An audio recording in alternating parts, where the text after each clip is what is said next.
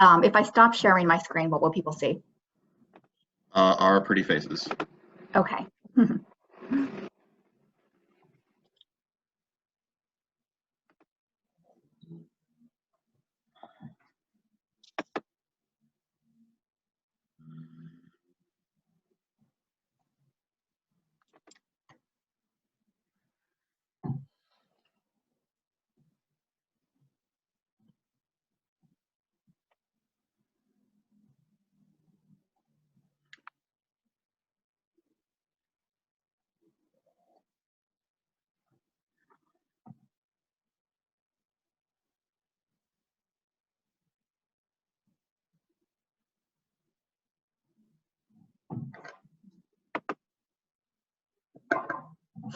All right, I've got 3:05 on my little clock here. All right, here we go. Okay, still got people pouring into the room here. Yep. Everybody is really getting lost from that coffee break room. Give them a moment. Yeah, that's no problem. I'll welcome everyone. I'm coming to you live from the new bus lanes in Everett, Massachusetts. It's the Swister Circle behind me. One of the first times we were able to get dedicated bus lanes around a very complicated rotary. If anyone's ever been to Boston and experienced our lovely rotaries, it's no small feat to get bus lanes around them. And this is an overpass rotary where there's a major arterial underneath it. So this is about a month ago. We had a drone go out when the foliage was at peak, and I always like to use this as my background for now. So welcome everyone. We can go ahead and get started. This is the future of bus transit and BRT. I took the liberty to add a little clause to that, a world in pandemic, because that really sets the stage for why, you know, the conversations that we're having here today and the conversations that we have daily in our work as planners right now, it's within the framework of the pandemic. So welcome everyone. I'm Julia Wallers. I'll be your moderator today, and I am the Boston Program Manager for ITDP. That's the Institute for Transportation and Development Policy. We're a global nonprofit focused on equitable and sustainable transport solutions. In Boston, our Boston office is fairly new. We've been focused quite wholeheartedly on BRT specifically for the last several years, almost a decade now, working with the Bar Foundation to explore opportunities for BRT and to make that a reality. We're getting so close, and we have had many a trip to Hartford to see the fast track, CT fast track, and it's always inspiring, and we continually bring those lessons back to us in Boston. So thanks for that. I see some of our partners there. So we're here to talk with you today, myself and our excellent presenters here today, about the future of bus transit and BRT in this unprecedented post-pandemic era. As planners, we're always looking to the future. We're always, you know, planning for ways to make our cities and our transit systems better in response to evolving trends. But we have never, and I'm pretty sure I can say never in all caps, we have never seen trends like we're seeing right now under the COVID-19 pandemic. And of course, those unprecedented trends aren't just for transit. They cut across all disciplines and every facet of human life.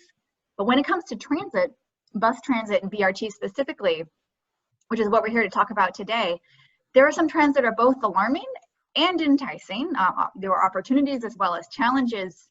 And in the face of record ridership declines, dramatically shifting commute and travel demands, we have an opportunity, and dare I even say a responsibility as planners, to respond in ways that ensure that our bus transit and BRT systems are doing exactly what we need them to do, which is to serve people, especially our most vulnerable, and getting them to the people and places that they need to live their lives fully.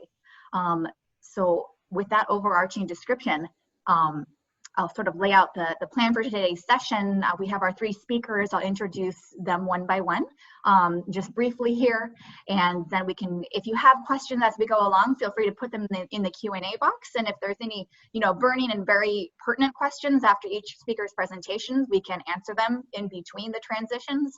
Otherwise, we'll hold them for the end of the three and go into a group discussion where I welcome everybody's participation, and we really look forward to a back and forth as much as that's possible in this era of Zoom conferences.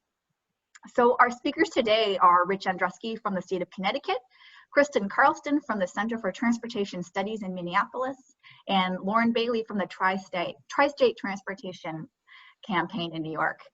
Rich will kick us off with a presentation about keeping transit strong and relevant in the face of these dramatically changing trends. We'll then hear from Lauren, who will talk with us about accessibility and how we can make changes to the way transit functions and the way people access that transit and how that can dramatically change people's access to jobs and other critical services. And then Lauren will wrap us up. Oh, I'm sorry, that was Kristen. I'm sorry, Kristen. Lauren will wrap us up with a discussion about the almighty funding question and how tools like TCI, the Transportation and Climate Initiative, can provide a framework to make some of these ideas a reality and keep transit strong, robust, and accessible in this pandemic era, as well as in the era of our almighty climate crisis. So with that said, I'm going to stop sharing my screen and hand it over to Rich, but let me get out of my presentation. I am very pleased to introduce Rich Andruski. He is the Bureau Chief of the Public Transportation for the state of Connecticut. He's a 20-year veteran of public transportation, having served in a variety of roles with New Jersey Transit Corporation and Connecticut Department of Transportation. In his most recent role as Bureau Chief, he's responsible for the statewide public transportation system, including CT Fast Track Bus Rapid Transit and Connecticut's newest rail line, Hartford Line. Their statewide public transportation system carries more than 84 million people annually. Mr. Andruski is motivated by a mission for public service, working to ensure public transit remains relevant in a rapidly evolving transport sector. He keeps the customer experience at the heart of every decision. So, Rich, I'll go ahead and hand it over to you. You should have the controls. Julia, thank you, and good afternoon. Can you hear me? Sure can. Great. Okay, thanks. It's a pleasure to be with you. Thanks for sharing a little bit of your afternoon. I want to say thanks to Tony Trollis for persevering and another even more now that we all talk with each other and think about. We're having some problems with your sound. Okay, just a minute. Am I dropping in and out? You're good now. Yeah, but you were. It was a little garbly. I was checking to see if it was my internet. I think we got it. All right. Okay, let's try that again. So, yeah, I do think it's important that we talk more frequently as we're in more uncertain times. I'm hearing, and also I want to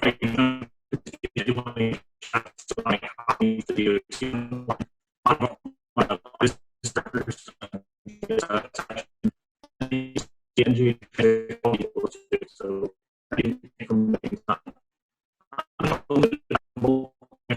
playing during COVID. I'm going to jump in a little bit and talk about the role, of course, no surprise that bus transit plays in terms of it always has been, but I guess it's come into focus for many others. And then what's next for bus in Connecticut, leveraging our success with CT Fast Track. So with that, I'm going to share my screen, and I'm getting a message that I'm breaking up. Am I still breaking up? It's been pretty, it'll be garbly and then clear. We're wondering if perhaps you switch off your video once you go into sharing your screen. Sometimes that can improve. I will do that. Thank you for the suggestion. We'll miss your face. I don't know about that, but okay. Thank you. Okay, can you see my screen? No. No. Oh, wait, for a second there it was. Yes. You see it? Yes. Okay. Okay, so let's try this. Just a little level setting. Connecticut Transit is a brand name in our statewide bus system. But we have a very different approach to bus transit in Connecticut than most places in the country. Most of the metro areas have a transit authority that provides all the services under one company. Here in Connecticut, you have the first provider where we have local operators providing the service. Some are branded transit and CT Fast Track. Others are branded locally, such as the Norwalk Transit District or Greater New Haven Transit District. All combined, those services provide 40 million annual rides, nearly 40 million. And that, to put that in context, there's quite a bit of focus in Connecticut on the rail system. The rail system carries about 42 million. So our system is comparable in scope, in scale, I should say, to what our rail network our network serves mostly essential workers and populations. There is a significant dichotomy between the riders who tend to be more commuter-oriented. Can you hear me? No. Okay. I'm going to try a different Wi-Fi connection. Yeah, like you're speaking right now and we can hear you, but when you're presenting, it's very garbly. How about now? Is this better? Those like 5 words were perfectly legible. Okay. Audible. All right. Our network, represented by this graphic, we are a statewide system. We have services in all of our major cities in Connecticut. We are suburban and urban, as well as we have some rural routes that are operated in the state. It is a system that we're very proud of. It's ranked among the top 20 systems, although the way we're organized, so COVID has service. This is true around the country.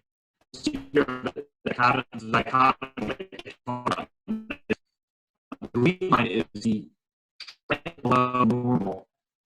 So it was 0% of that chart. And the line represents the decline in ridership over time since early March.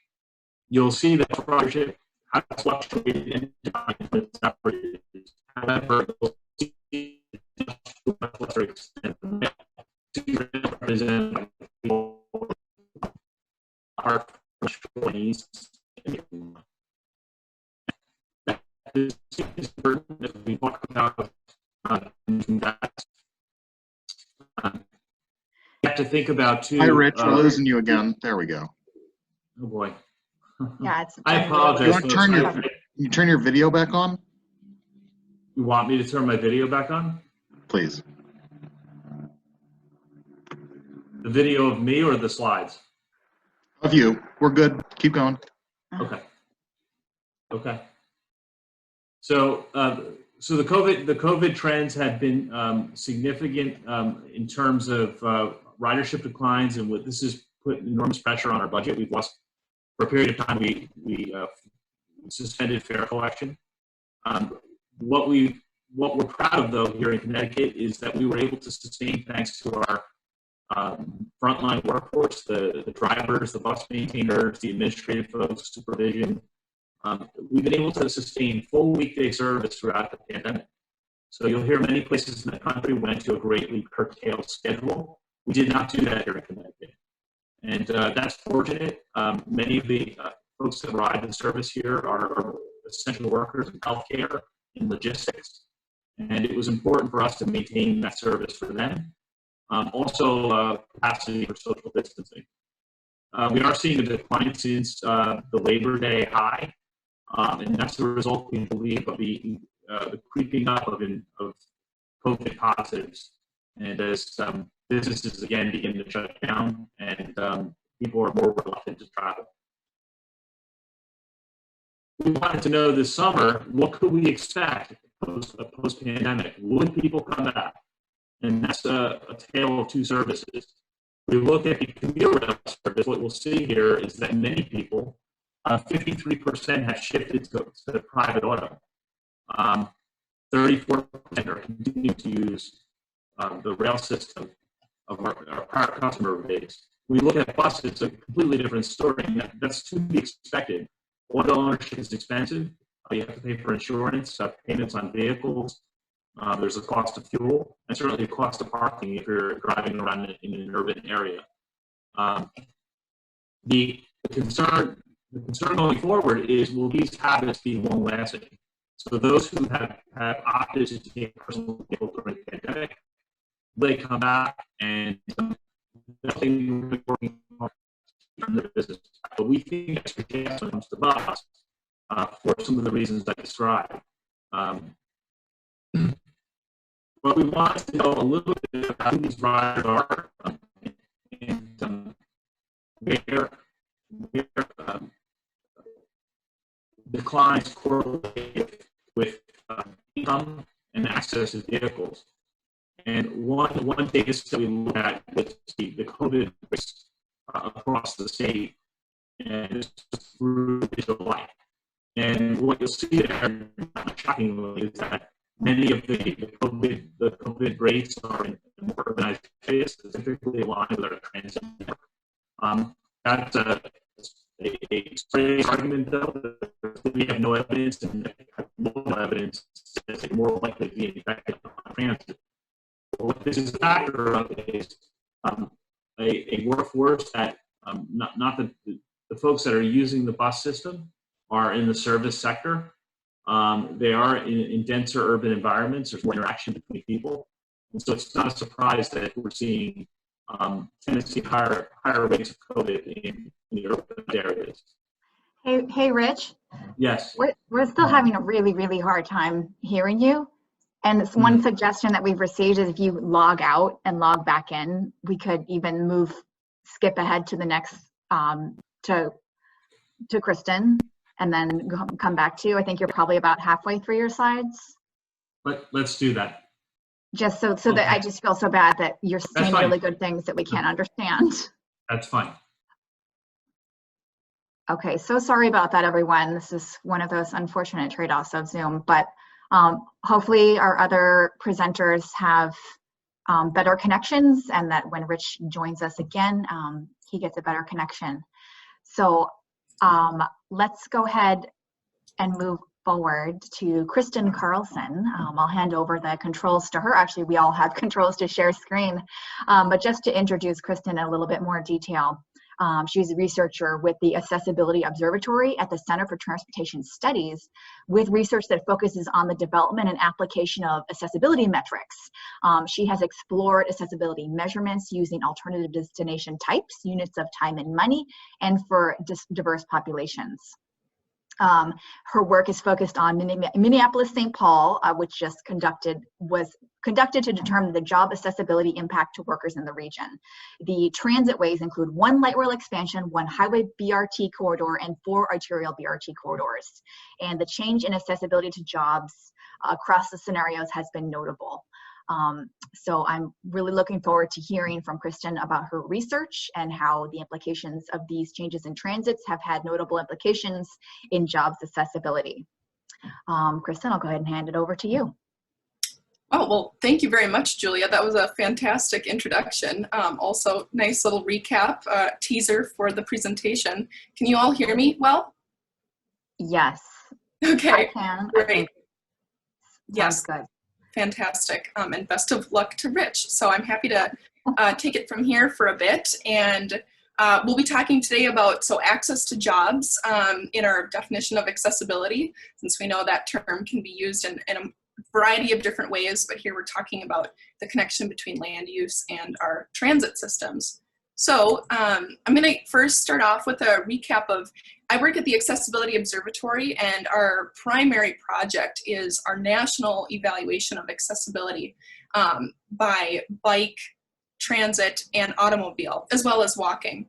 And this large project, which gives a way for us to fund other smaller research projects, one of which I'll be talking about today, is led by the Minnesota Department of Transportation, and currently we are renewing our 5-year project for round 2 with state DOTs, metropolitan planning organizations, and the Federal Highway Administration. So we've had them on board the last 5 years, and we are rolling out our second phase 2 plan. So if anyone's from a state DOT or MPO and you're interested in being a part of the National Accessibility Evaluation, which gets you, access to our data sets and individual reporting, I'd be happy to talk more about that with you. And I've got some more information about all of this along with more detailed analyses. So, and Julia, please let me know when I'm getting close to time. I think that would be helpful. And so let's see, let's jump to our next set of information, which is about our data and reporting. So not only do our partners get, special reporting, but we have a lot of this actually available online for you to check out. So visit, I have the link here, and I was intending on dropping a link in the chat, but I'll do it right after my presentation. So you can click that and look at what's available right now for you to explore. A lot of our transit data is available along with our walking data. And so definitely check that out, and I'll talk more about what that data looks like. And so an example in Minneapolis for our auto accessibility calculations, we're looking at access to all jobs and how many can be reached in 30 minutes of drive time.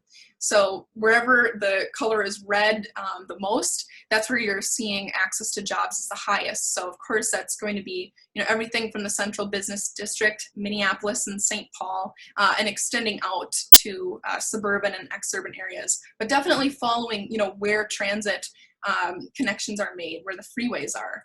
But that picture changes for transit, and some of you might have seen these images before, so it might be easier for you to interpret what's going on. But again, where the colors are warmest, that's indicating those neighborhoods, those blocks have access to the highest number of jobs by public transit. That's what we're looking at here. And you can see that in general, access by public transit to jobs is a lot lower than by automobile. And so that gap is, I know, of interest to a lot of people. And how do we increase access by transit in ways that can really compete or reduce our dependency on the automobile? And finally, our most recent achievement is being able to do this for bike accessibility.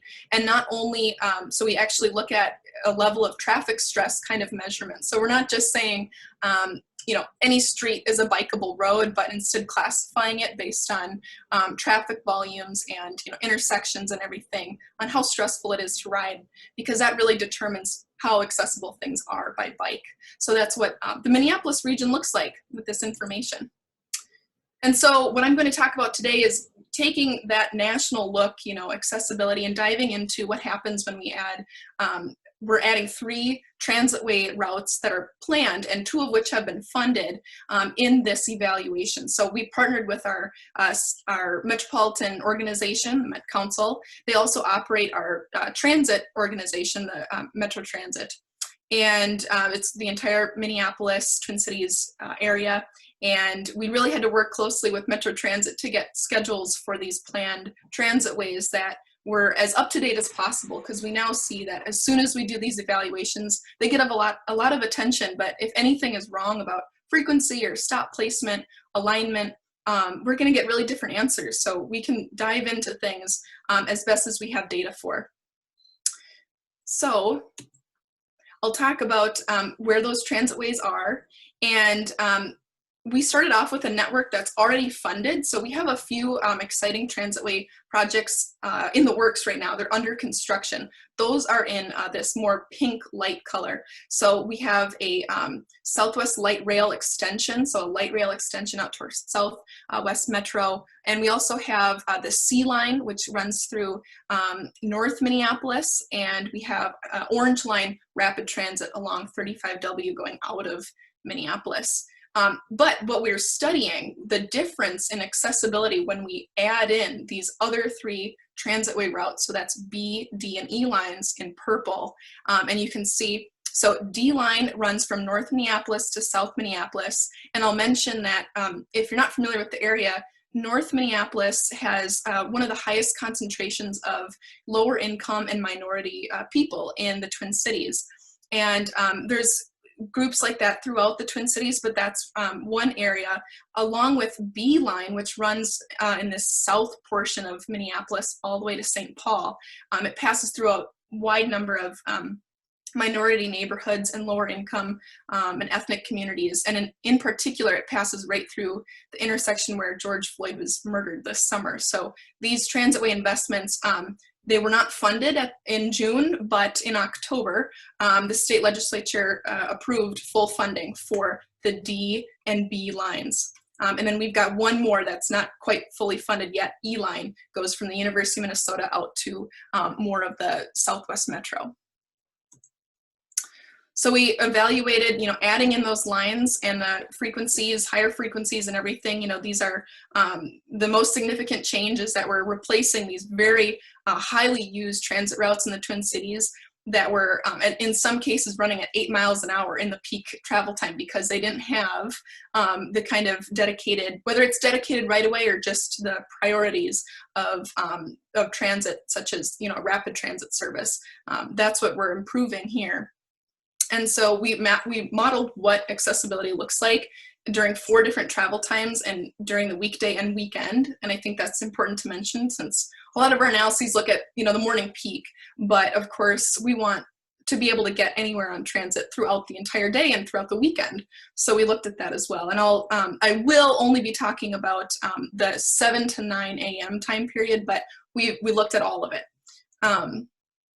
So to start off, our baseline information, remember our accessibility maps with transit. We have essentially, how many jobs can be reached.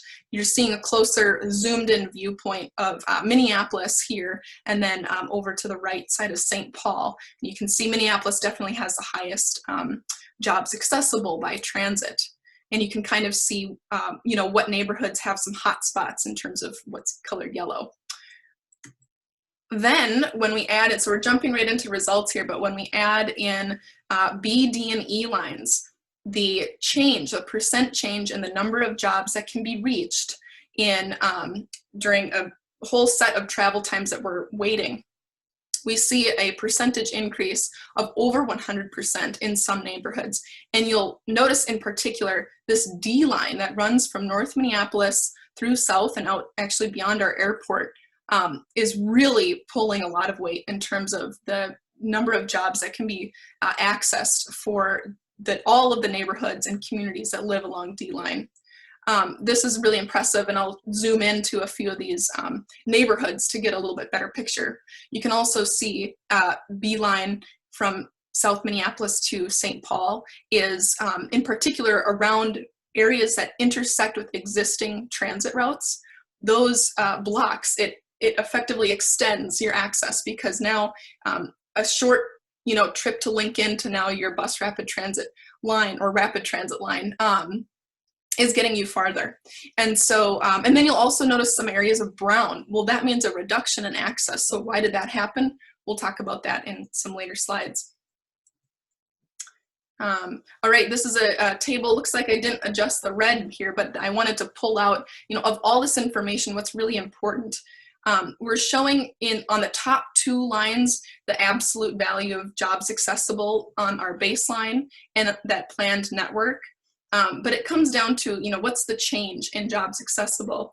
And when we zoom into the percent change, we're seeing that, at 30 minutes, we see a 7.8% increase in the worker-weighted job accessibility for the entire metro. So we're not just talking about those living close to transit, but for anyone in the metro, the way that the transit network, however close you are, you're having a 7.8% increase in jobs accessible within 30 minutes. And that fluctuates throughout what time duration we're talking about.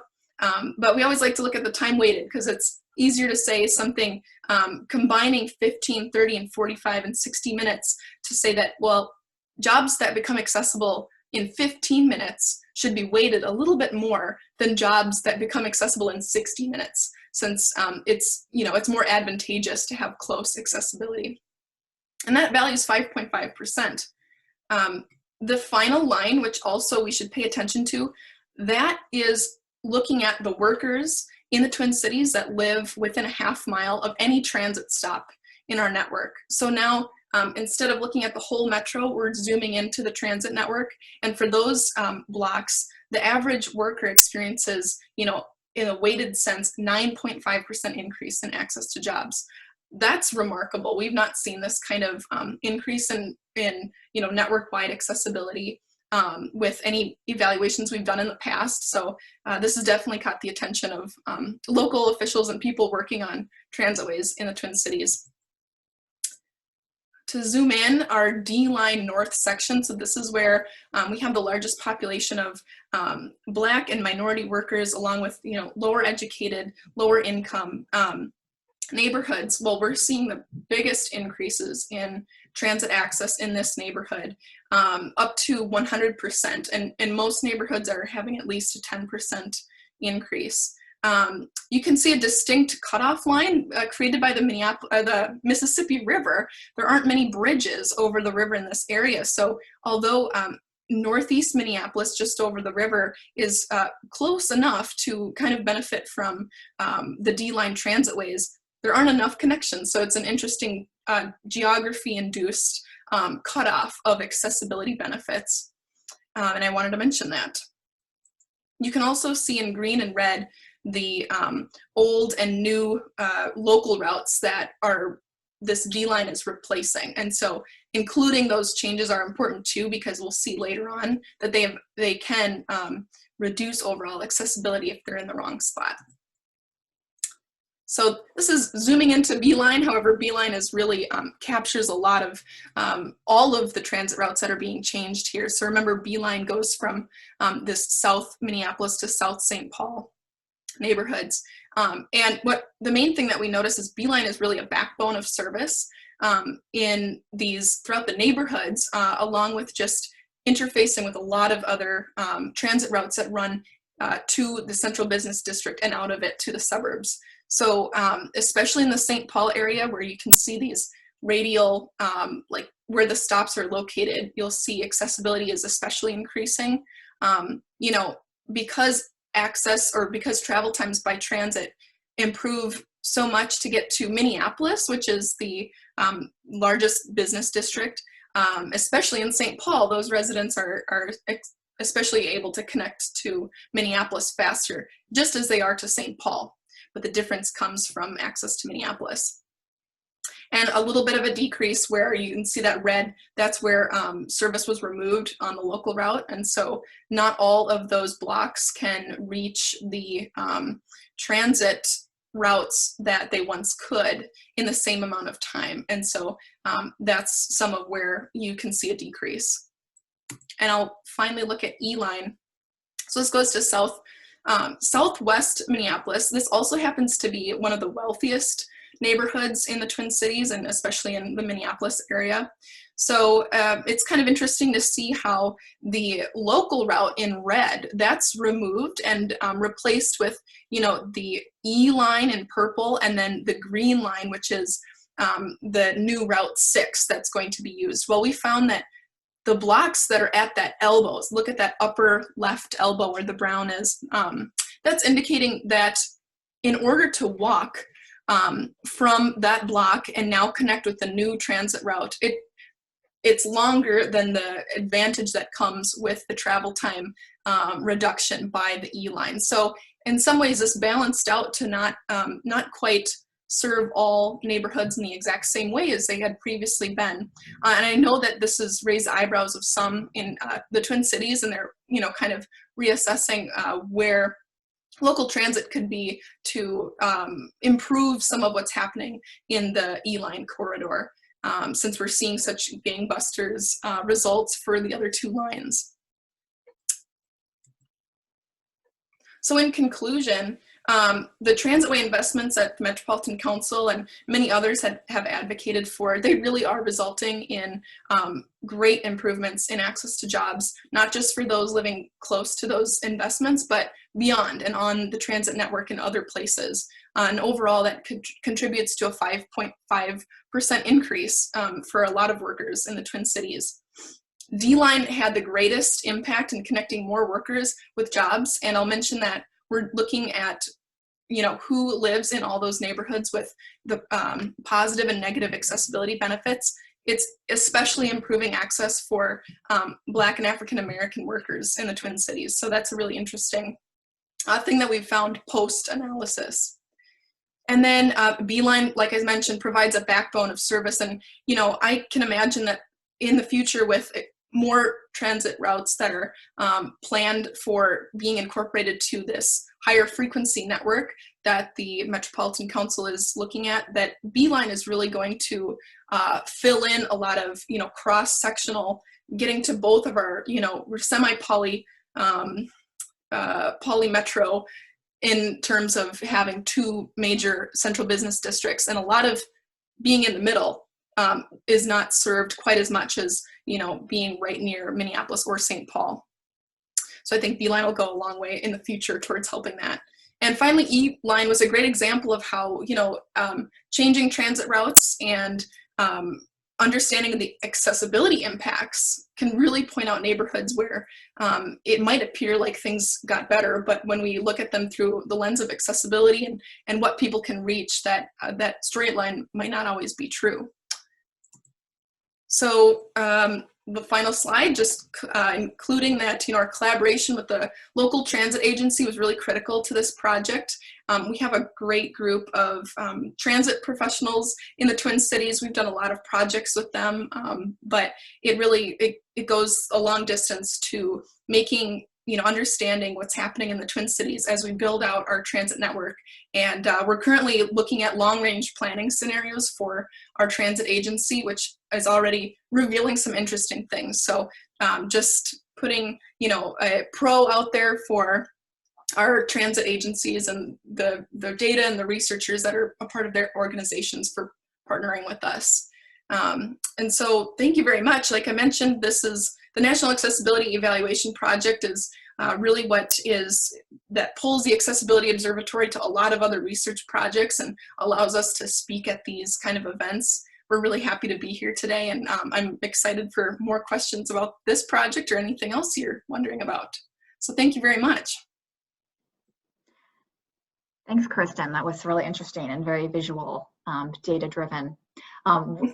We're going to move on. Rich is back. We hope he has a better connection, but I don't see any burning questions in the chat, but I do have one that's I think would be good to address, while we're fresh off the presentation, and that's that you talk a lot about how these improvements had dramatic impacts to accessibility to jobs and jobs. As we know, commute patterns have also shifted significantly and probably will for the foreseeable future, and we see more and more trips of just inter-neighborhood daily trips. So what about, do you have any data, or are you going to look into access to things like, healthcare and food and childcare and school and things like that? Is that part of your of this purview as well? That is a great question, Julia. And actually, so that research was done in 2019, and in 2020, we've been doing research all on access to non-work destinations. And it includes exactly that, access to primary health care. We're not looking at emergency places because going to the emergency room on public transit might not be your first option, but meeting your clinic appointments. So we're looking at access to primary healthcare, grocery stores, and public education. And that's already, we know that access to jobs is a good proxy for access to other types of destinations, but it can be very different between neighborhoods and for particular types of matching between groups of people and destination types. And so actually in our next 5-year project with the pool, the National Accessibility Evaluation, we're attempting to expand our evaluations not just to jobs, but to these 3 other major destination types and others if our partners are really interested in it. So that's a great question. And I know that everyone, they think about their whole sphere of destinations they need to get to. So the metrics should reflect that. And that's what we're aiming to do. Great. Thank you. So if there's more questions for Kristen, we'll have time for that. And I don't see any in the chat for right now. So let's go ahead and welcome back Rich. We're hoping that he has a better connection. He said he's got his Bluetooth and a different signal and turned off the fan from his computer. Let's do a little test. Rich, are you there? 'Cause it looks, oh, okay. I thought you were frozen. You just weren't moving. Can you hear me? Yes. Let's count to How about 5. now? Yeah. Why don't you just do it, like use your voice. Tell us a little something, like your favorite food or something. Oh, now you're muted. Okay. This is my first time on a Zoom call, apparently. Mute is easily solvable. We can fix that. Can you hear me? Yeah, Okay. you sound great so far. All right, let's go while the going's good. Yeah, And I I apologize. think Yeah. we discussed in the chat. I'm so sorry, everyone. Like, he had really great screen visuals. If you could just like do a very brief like reflection on what you showed and just jump in where we left off, so we don't have to get too far behind. You bet. Okay, here we go. I love your background, by the way. Well, thank you. That is CT Fast Track. That's our New Britain station. Top And of line stations there. yeah, it's quite nice. You'll have to, for those of you that haven't been out, I would love to have you and give you a tour next time you're in Connecticut. Okay, so quick recap. I'm not going to go through the whole deck, but we are a statewide system. We serve almost 40 million people a year. COVID has taken a toll on ridership, but we've been sustaining full service levels. Most of our riders on bus have household incomes less than $30,000 annually, and many are service sector, healthcare, and logistics. We are concerned about the future. We're all thinking about where this trend is taking us and whether some of these habits are going to be sticky. And so some of our riders have shifted to auto. We think many of our bus riders will be back. And simply because they live in urban areas, getting around by car is a hassle if they can afford a car. And let's face it, auto ownership is expensive. Many of our riders do not own cars, and we need to be there for them. So our intention is to continue to invest in our bus system. It's a matter of social equity, and we have some exciting plans ahead, which I'll get to. I think just before I cut out, I was just sort of describing how the pandemic has played out in Connecticut. This is a little bit dated now as time has moved on, but no surprise, COVID positivity is higher in urban areas. There's more mixing, more sort of folks in the service sector that may potentially be exposing them to the virus. We have bus stop level data, I think, like most transit systems, and we looked at the change in ridership at a bus stop level in the Hartford area. And I think this is pretty interesting to me, at least. I hope it is to you. So what you're seeing in that central area where my mouse cursor is downtown Hartford. So we actually don't see your slides right now. I wasn't sure if you were intending to okay. just give us an overview, which has been great. But now that you're pointing to visuals, how about now? There we go. Okay. You're back, and your audio is perfect.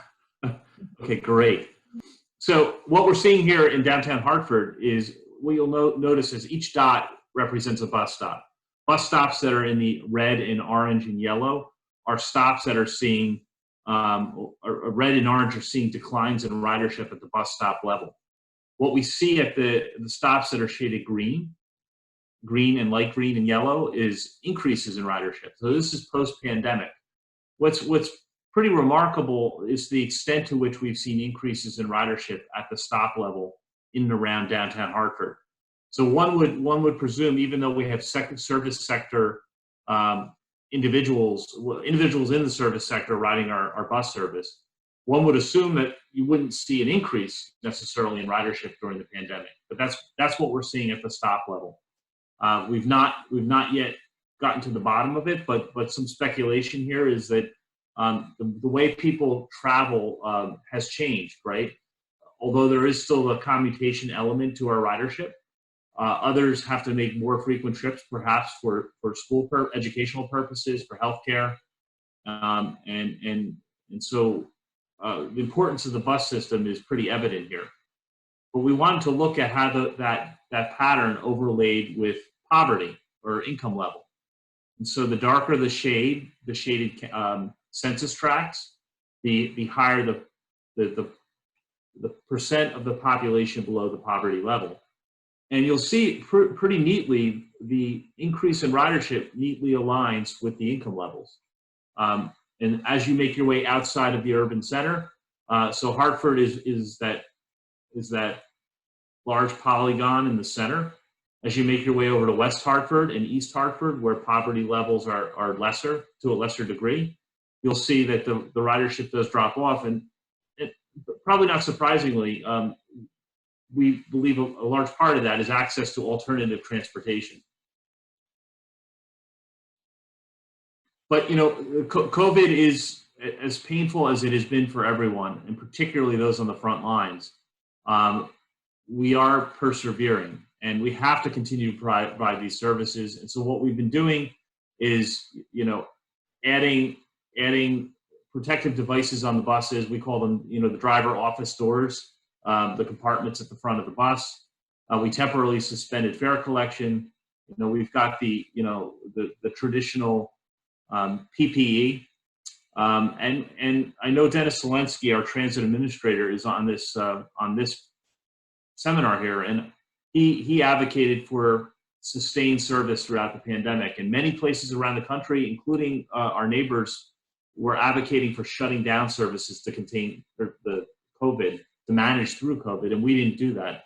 And part of that was our ability to tap into the federal CARES Act funding.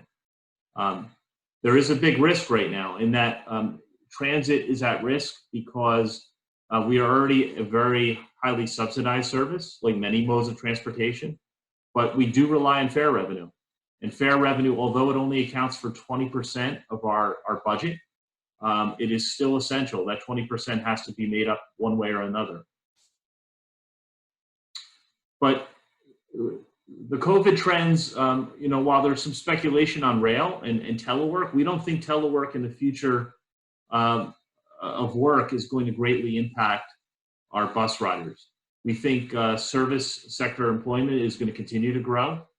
There's increasing desire for delivery of services, services on demand.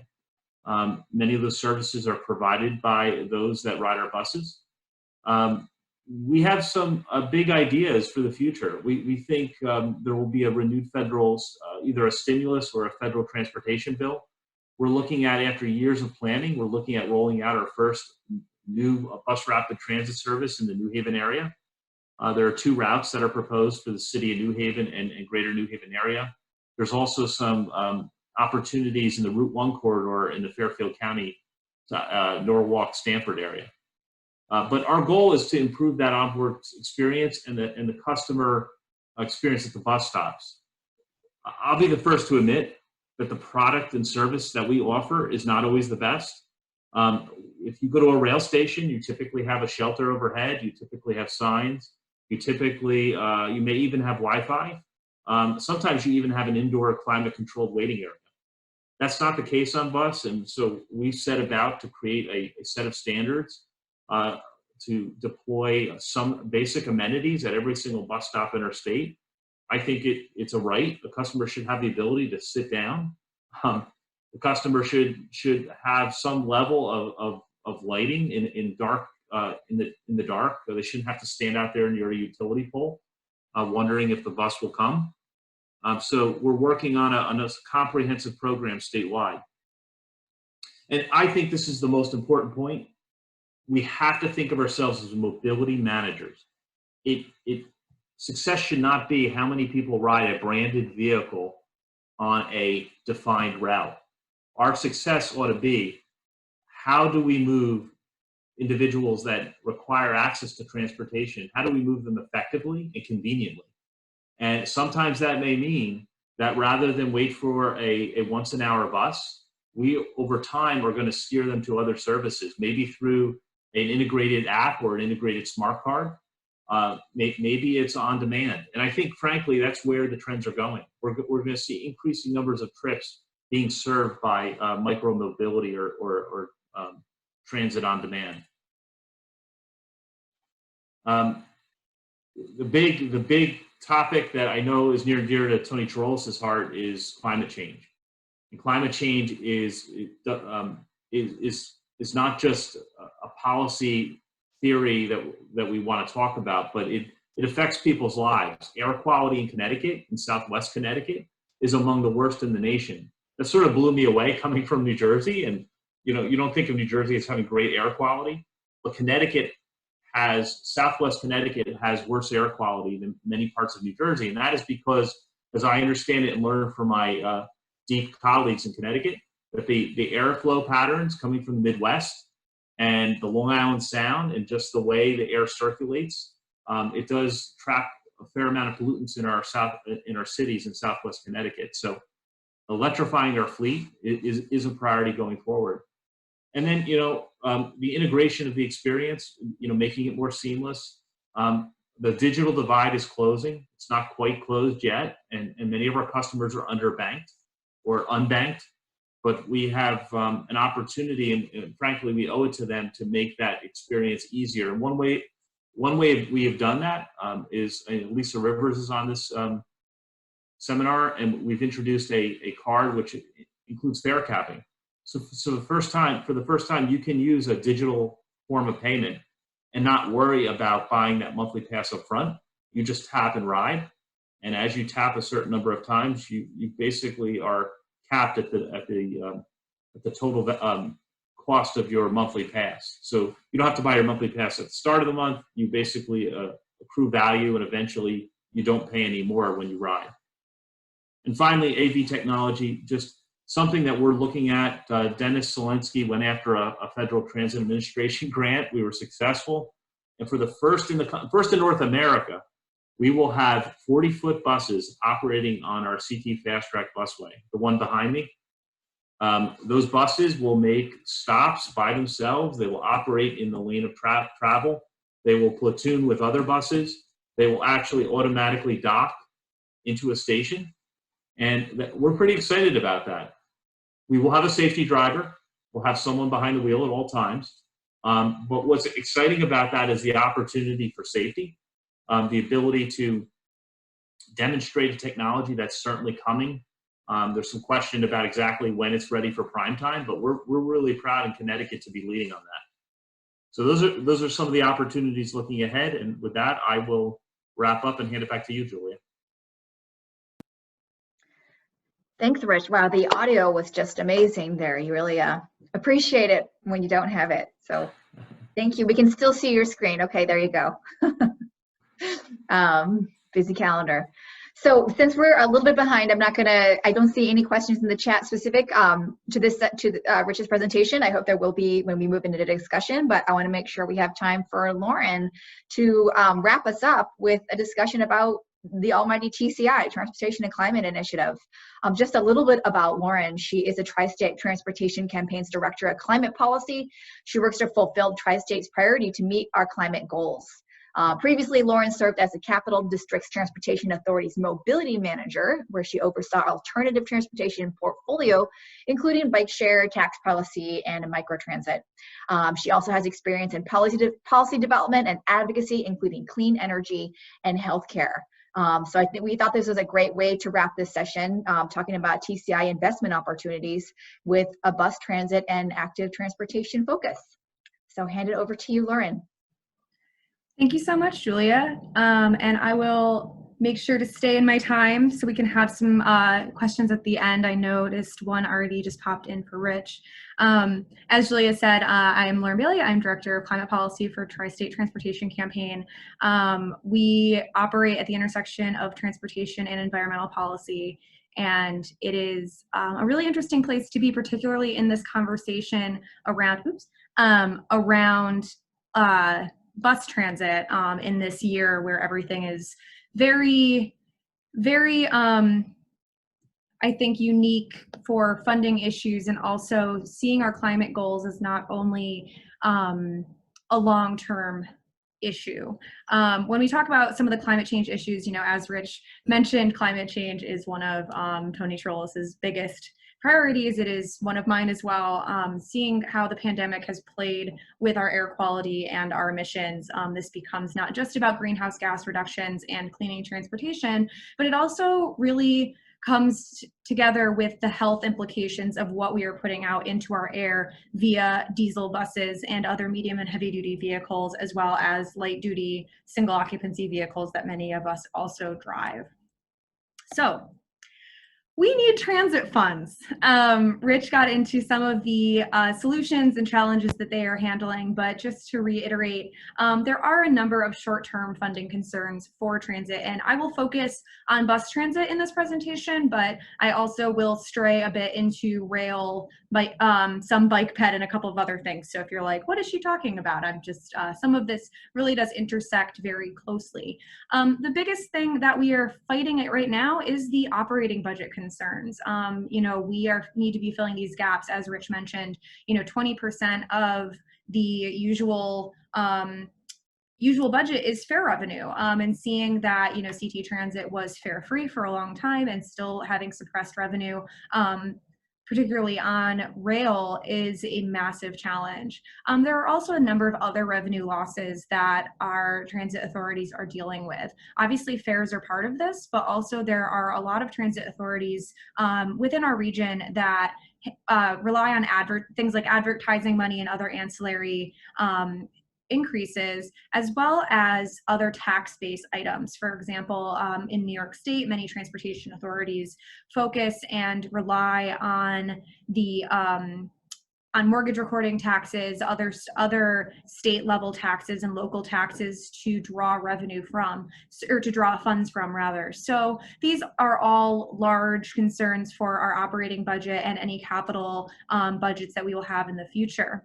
We also have a lot of concerns around in-process capital projects, right? You know, there are things that have been authorized that may be seeing funds drying up, as well as things that may have been pursued to move forward maybe next year that are now called in question. The most famous one for the region is the MTA's $50+ billion capital plan that has stopped. But, you know, while that one is making headlines, it only serves as a beacon for a lot of the concerns that our other transit authorities are dealing with.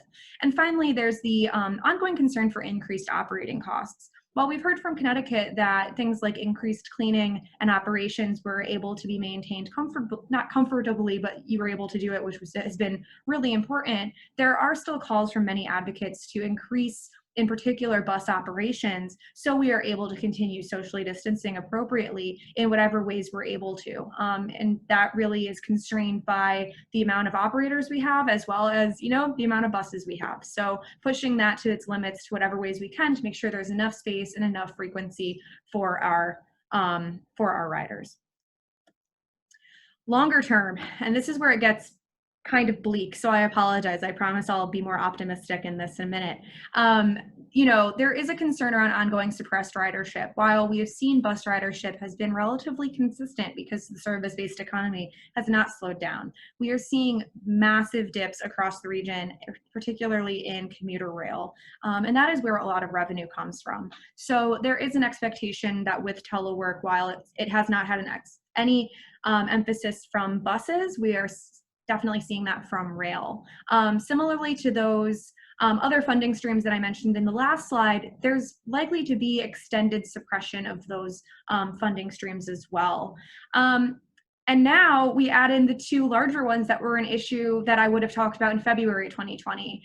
You know, once we add in the cost of transition to a clean transportation system, those are still things that we need to pay for and we need to prioritize, but we definitely are not having a conversation about in the short term. But we need to make sure that we're keeping on the table, as well as state of good repair. You know, this is, for the uninitiated, state of good repair is literally keeping our transportation system at the level where we are able to use it. And we have consistently seen that fall to the wayside when there are funding cuts where we need to keep things operating. So we're not putting the money into our infrastructure to keep it safe, operational, clean, and user-friendly. So the reason the Multimodal Summit wanted me to speak today is that Tri-State is working very closely on a proposal called TCI. It is the Transportation and Climate Initiative. And TCI is a regional consortium of states from Maine to Virginia, including Connecticut, that is really focused on overall reducing carbon emissions and air pollution and promoting a clean transportation system. And they most recently have come out with a policy as of 3 years ago that is continuing to be in development that will make polluters pay in the transportation system. So the goal is to take any funds that we're able to get from polluters, particularly diesel and on-road gasoline, and on-road gasoline and diesel companies, and put that money into zero-emission vehicles and infrastructure, promoting walking, biking, public transit, any other solutions that we have from rural to urban, and to really be able to modernize transportation and use these new technologies, especially, you know, Rich gave us the list. We've got AVs, we have electric vehicles, we have microtransit, we have all of these different ideas. So, you know, we know that these things are on the cusp of becoming true, and we want to see them become a reality. So the TCI policy that is currently in development is what is called a cap and invest framework. This means that the region puts a cap on CO2 emissions, and then that cap declines over time. So essentially the states have determined which sources of CO2 they would like to be covered. As I said, that is on-road gasoline and diesel. So these, this policy would affect companies that distribute on-road gas and diesel. Then they decide how aggressively they would like to reduce CO2 emissions. And this is currently still being discussed. But what this comes down to is that the stronger cap that they create, that means the fewer emissions are allowed. And typically, while the cap starts high and goes lower, we are hopeful that they will have the strongest cap possible in order to start the program as ambitiously as possible. And the final thing is really where the allowances come in and where the emissions are allowed. And that essentially means that any emissions over the cap must have an allowance. So allowances and auctions. Essentially, states will create allowances and the amount of allowances they want to have within the cap. Excuse me, I misspoke on the last slide. It would essentially be any allowances that are allowed within the cap. Happy to clarify that once I finish up. And really, the compliance entities, the on-road gas and diesel companies, would need to include any of these allowances when they are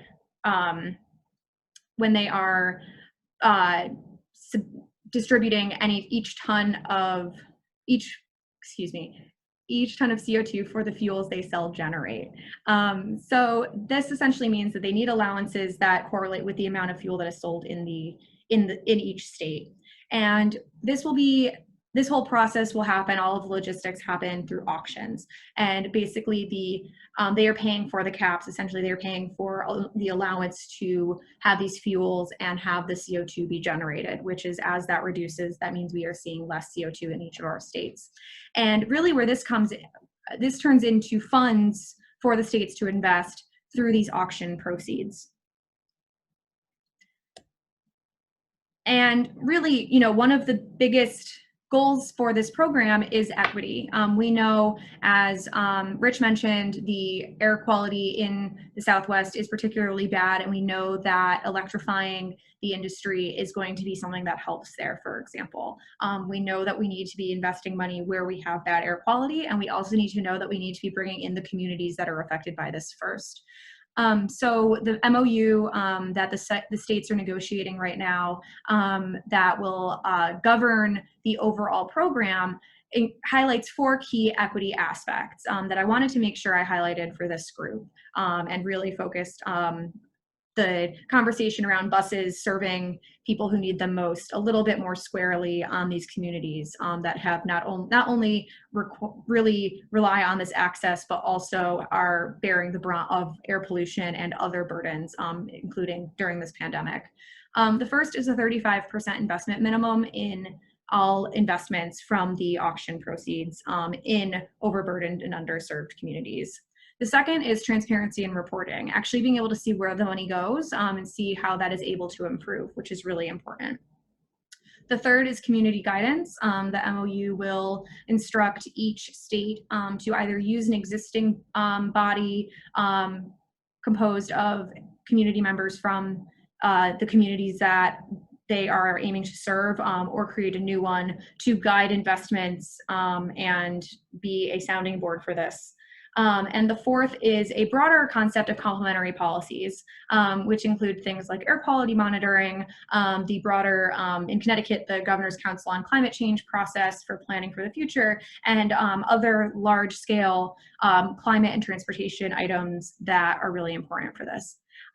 Obviously, we wouldn't be advocates if we didn't want it to go farther. And I think the two biggest things for us for equity are that we want the strongest cap possible, not only to reduce our carbon emissions, but also to be able to generate those investment proceeds, and also safeguarding these funds to make sure that they're going where they need to go. And we've heard different solutions in each state, and we're looking forward to pursue those options. So current status for TCI, there's a final MOU expected in December. In Connecticut, we will need legislative approval for this. Happy to, again, get into some of these logistics if anyone has any questions or want to talk afterwards. There's also going to be a lot of conversation around program logistics, and also they are always asking for public comment. There's always an opportunity to either reach out to state level staff that are working on this, as well as the broader consortium has a comment portal where these comments are funneled through as well. Outside of TCI, there are certain things that they're going to need to intersect with this program. Obviously, this program is focused on clean transportation opportunities, and really before February of this year, we were talking a lot about this for electrification, for example, as well as other ways to reduce overall vehicle miles traveled for the state. Now that we're looking more for continuing to keep transit viable and keep helping to plug some of the other capital investments that we need to have done, we're also always keeping an eye to federal grant making outside of stimulus talks, of course, but also, some of the other items that we need to talk about to make sure that TCI is viable are things like how things are going at the state level, as well as the transit district contracts conversation. And of course, I will always hammer home state of good repair versus capital investments, making sure that we are keeping things viable and safe for riders before we're necessarily investing in a larger thing outside of it. I'm going to skip over this slide because I don't want to go over my time. But I did want to highlight to get people to have a bit of a vision about what the benefits are going to be. Obviously, starting with Connecticut, there are some pretty excellent implications for Connecticut for taking these investment proceeds and putting them where they need to be. The first is making plans reality. Plans like Move New Haven, some of the work that the Capital Region Council of Government has done for Hartford for improved connectivity, some of the projects that Rich has highlighted, including CT Fast Track I have on here. Those are really important that we have the plans, they're good plans, we just need to put them in the ground. So knowing that we have the thought around this and we just need to make sure that it happens, we see TCI as an opportunity to get us into that future, even during pandemic budget constraints. Similarly, Bridgeport has launched their electric bus pilot. We can't wait until the entire system is electric. And we know that there's continuous bus system improvement that CT Transit would love to do. And, the final thing really comes down to other land use discussions and other ways that we get around in the state, including transit-oriented development and resiliency. We know that a lot of these programs work. It's that we need to move a bit past just getting our transit to where people are, but also get people to transit. It goes both ways. And Kristen mentioned it very much about making sure that our bus routes work for us as well. And regionally, there are a couple of different things that I mentioned on this that are a bit outside of the scope of what we were talking about, particularly with bus transit. But knowing that TCI is a regional program, we want to talk about what the region can do together. There's regional electrification efforts like the Northeastern States for Coordinated Air Use Management, NESCOM. They're working on an action plan for medium and heavy duty vehicles, such as freight, as well as electric buses. We also are very focused on a community level air quality monitoring program across the region, in particular to address those concerns across state lines. Air movement doesn't care what state you live in, and neither does pollution. So we need to make sure that we are focusing on that more broadly. And I just, with the change in administration at a federal level, I thought I'd include high-speed rail and the dream of potential high-speed rail for the whole corridor in here, just as a fun thought as well. So that's all for me. Thank you so much for having me today. I really appreciate it. It's great to be here and great to hear the other presentations, and I'll pass it back to Julia. Thanks so much. Okay, thanks. Thanks, Lauren. That's an inspiring and hopeful note to end on. Certainly hoping that Amtrak Joe can come through with making some of those dreams a reality. So we have about 15 minutes left in our session tonight before we go into the BYO dinner portion of the conference, if folks are attending that. So I think we have the controls that if you have a question, I can even unmute you if you want to just ask in person and not have to enter into the chat box. And while people are thinking of their questions, I'll just ask right off the bat, Lauren, since we just heard from you about TCI, you know, how some people will have heard about this for years. For some people, when this might be the first time I've really had a deep dive, how can someone, either an individual or organization, get involved in the regional TCI efforts right now? Absolutely. So if you are in the state of Connecticut, I encourage you and invite you to please join our working group that we have that meets every other Thursday to discuss TCI, as well as communicate with different folks at DOT and DEEP. More broadly, there are two websites that I will drop in the chat. The first one is transportationandclimate.org that has all of the information for our modeling nerds and our transportation nerds, plenty there to geek out on different policy outcomes, and we welcome any analysis or discussion that you have. Also, the second link I'll drop is for our Transportation Future, which is a broad coalition across the region that works together to get the word out about TCI, respond to decision making, and support and show support for the program as well. So I'll drop those in the chat right now. Great. So we did have a question come in earlier, right after Rich's presentation. And it's just asking Rich to talk a little bit more about your initiative regarding passenger waiting areas. And that's from Sandy Fry. Can you hear me? Yep. Yes, okay. So I think Sandy Fry, you had asked about our initiative around bus stops. It's fairly straightforward. We think every stop. Let me just share my screen, for example. You know, this is from Transit Center. I think that every stop. You know, we sign our bus stops. It doesn't take a lot more effort to go out and include features like seating. And now with solar technology, we can provide lighting as well. So this is what we're talking about when we talk about more amenities at bus stops. Oh, sorry, just. Rich, is that for all bus stops? Like, would all bus stops at least have this type of setup? I've not seen this model of bus stop sign plus seating. I think that's interesting, actually.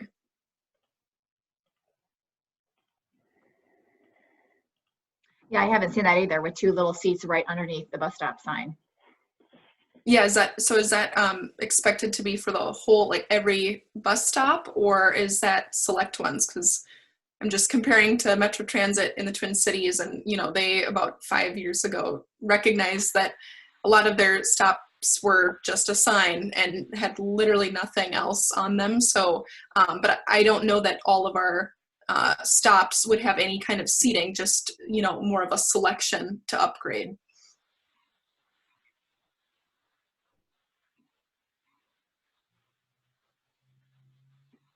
I'm sorry. Was that directed Yeah, at me? that was pretty direct. Oh, sorry. Yeah, yeah, you know, the numbers seem daunting when we look statewide, but the comparison. So my responsibility at the DOT is bus and rail. So I have this clear dichotomy. I can look at what we invest in a rail station that carries maybe 250 people a day. And we will spend upwards of $50 million to build a train station. And then we look at bus stops, which serve equal numbers of people. We have stops, 100 bus stops in the state that serve more than 250 people. And it seems reasonable to spend just a fraction of that amount on those bus stops, right? I mean, so that's the calculus that I go through it with our team here at the DOT. I say, wait a minute, we're not even talking parity. We're just talking a shift in priority. Absolutely. And as some of you know, with ITDP, we have the BRT scorecard where we rank BRTs, and according to specific criteria, and stations is hugely weighted. And that's only the beginning of recognizing that a good transit experience doesn't start and end on the bus. It starts literally the second you walk out the door and are a pedestrian or a cyclist or however you're getting to the bus stop. What is that street like? Is it safe to walk? Can you walk? Can you ride a bike? Is it lit? All of those factors. And then when you get there, is it safe to wait? Is it covered? Is there information? Is it lit? All those things. Is it crowded? Now that we're in this era of disease transmission, we can't be packing people in, not just into buses, but under bus stops and under shelters. And it's, I think, been a really interesting way of reframing our narrative in terms of safety and a successful transit experience. So I have a question. I haven't seen any come into the chat yet, but this would be for, I guess, mainly for Rich, but also for all of our speakers. I'm always curious to hear practitioners' thoughts on this question in this era. And that's, what do you say to people who question your job and what you're doing? That why does it matter? Transit is irrelevant now. Previously we'd say, oh, it's because electric vehicles are going to solve the problem. We don't need transit anymore. But now we have this argument that, well, people aren't commuting anymore. Everybody works at home. Why are we bothering with all these transit improvements and expansions, and even like trying to get funding mechanisms based on transit and accessibility? How are you approaching that in your work or responding to those questions? Who would you like? Go ahead, you got the mic, so. Okay, I'll say briefly. I mean, everyone thought, not everyone. There was some thinking that after 9/11, people wouldn't want to congregate in cities. They wouldn't want to live in high rises. That the urban centers were doomed.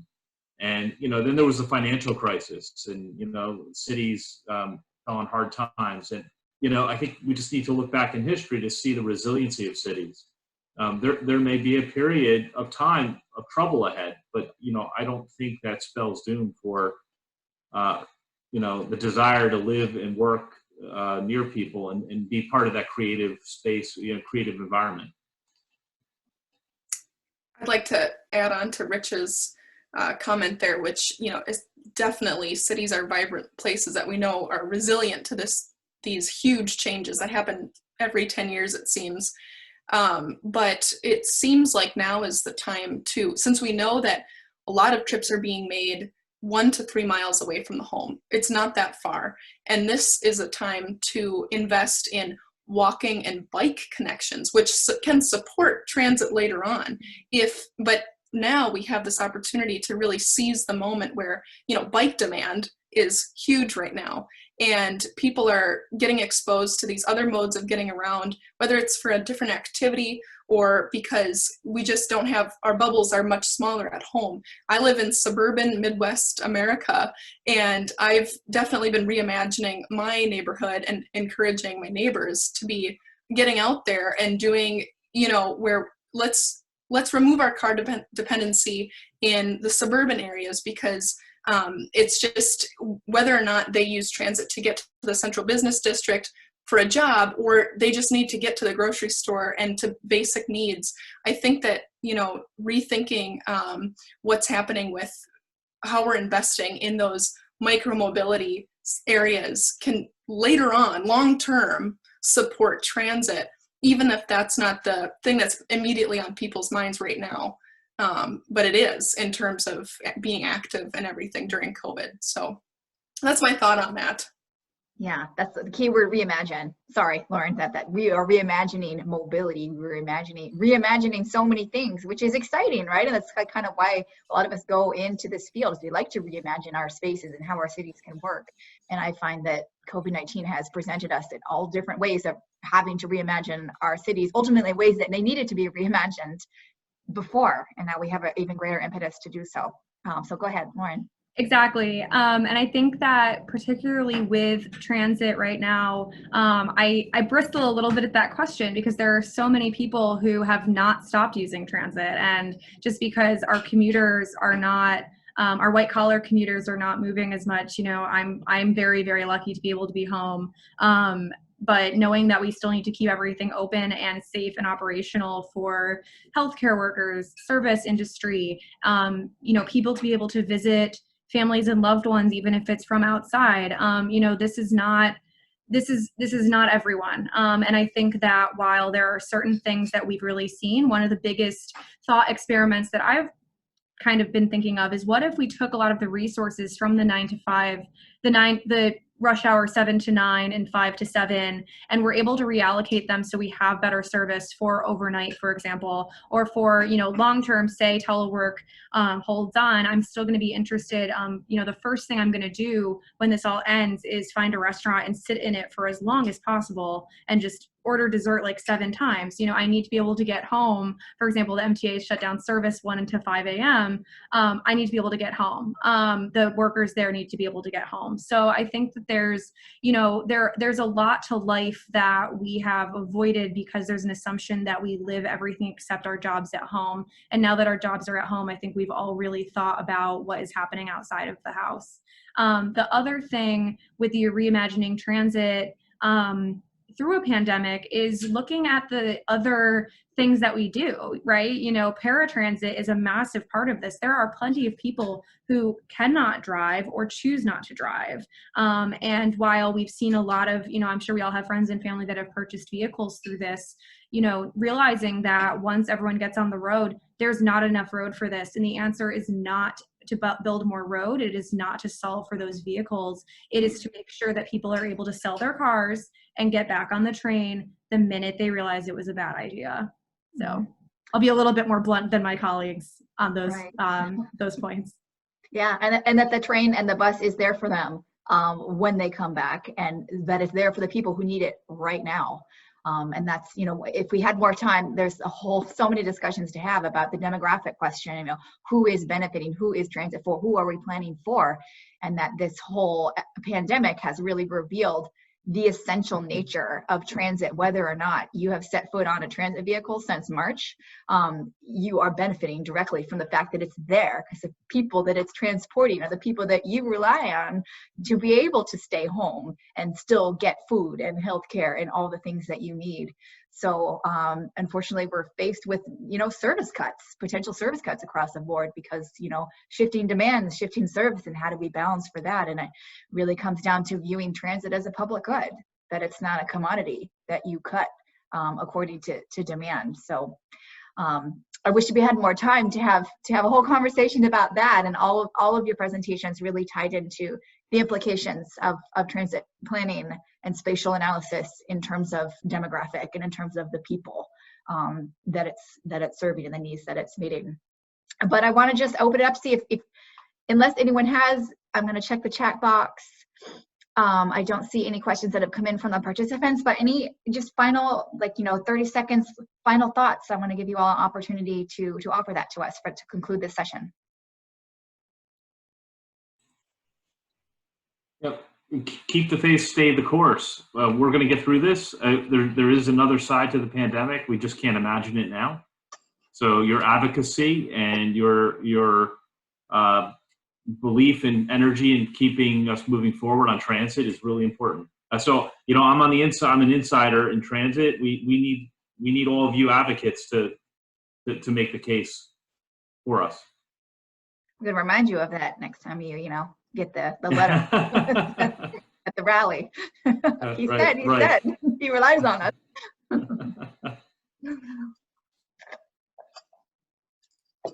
I'll just say long-term thinking and reimagine things, because We need both of those right now, and but long-term thinking seems to be in short right now. So let's keep long-term thinking about all of our transportation systems, because I think that'll lead to much better solutions overall and holistic solutions. Absolutely.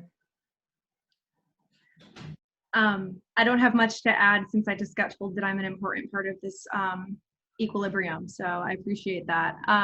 But you know, I think we're at a really interesting point where we have a lot of great people working on these issues, and that we need to see this as a marathon, not a sprint. But the biggest thing that I can say for our region and Connecticut in particular is that we have the plans. I'm very excited to see them actually happen. And a lot of what I think the advocacy community is focused on right now is making sure that we're doing it in a way that is equitable, that starts to resolve a lot of our major issues. And I think that any increase in funding we're able to see for those items, since nothing's free except opinions, we need to make sure that we're funding these things responsibly so we're able to rely on these new initiatives for years to come. Thanks so much. Thank you. Well, perfect timing. We have a great link there in the chat from Sam. Now is the time to head over to the BYO Dinner Roundtable on micromobility solutions. I'm told it's open bar, so go ahead and grab yourself a drink, and we'll see you at the table. I don't know what they're serving, but that's up to you. Thanks so much, everyone. I really enjoyed spending this time in the virtual world of Zoom with you. And yeah, have a great rest of your evening. Take care. Thanks, everyone. Thank you. Thank you for joining us. Bye-bye.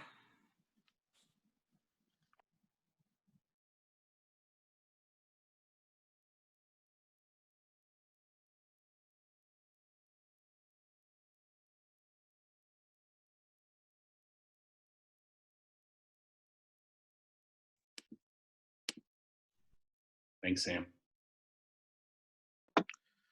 So we're good? We're good, my friend. Thank you so much. Do appreciate your time. Thank you. Alrighty. Have a good one.